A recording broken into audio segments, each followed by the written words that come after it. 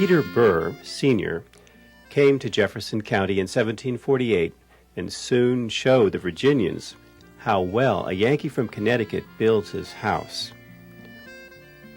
While waiting for his son to hurry up with marriage and rejoin him, Burr built what Carmen Creamer of Charlestown says was a luxurious 4-room house, the envy of area yeomen. And it was right at the headwaters of the Elk Branch, and maybe a thrown shoe's distance from the Warm Springs Road that delivered the jet set of Alexandria to the healing springs at Bath, Virginia. He was appropriately modest and sensible, despite the fame of his half-brother who founded Princeton College, and his half-cousin Aaron, later infamous for killing Alexander Hamilton in a duel. But Peter Burr's own footnote in history is all his, this very built-to-last house, and today, the oldest portion of which is called the oldest standing wood frame house in all of West Virginia.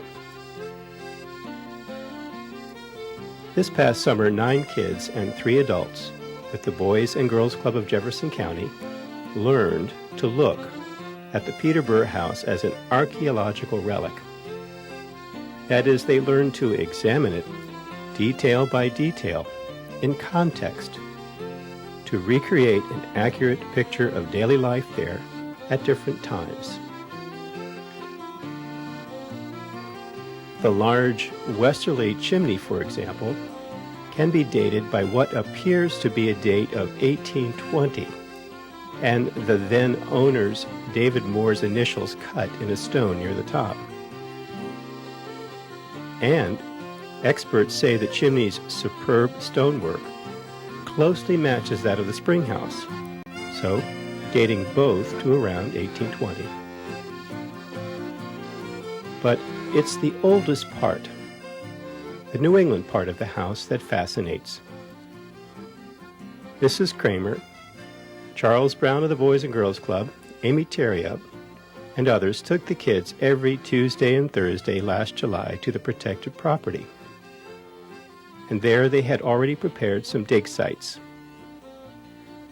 With support from the United Way and the West Virginia Humanities Council, the children were carefully trained in archaeological techniques. They learned how to carefully trowel each thin layer of dirt from a site, put that dirt into a bucket, which was then taken to a sifter to spot finer and smaller items, which would then be carefully studied, dated, identified, and cataloged. One of the Robinson girls noticed that what was first thought to be the skull of a turtle had front teeth, hence not a turtle at all, but a groundhog, which may have been looking in vain for scraps in the kitchen. And one day, Carmen Creamer also showed the children how Native Americans would use a hammerstone to whack off flakes to a would-be arrowhead made from quartz or chert. So Anthony Newman, Talisha and Tamisha Robinson, Nick and Shamika Banks, Jessica Taylor, Tara, Sarah, and Brittany Blackford lived, you could say, at the Peter Burr house, seeing more every day the tiny details Peter Burr attended so carefully and lovingly to. The handmade bricks insulating the first floor walls, the mud daub insulating on the second floor, the hand-trimmed beading around the chairboard, put together with wooden pins, the smooth wide boards and clapboard weatherboards secured with wrought iron nails, and of course, the chimney that served 3 fireplaces, a classic New England touch.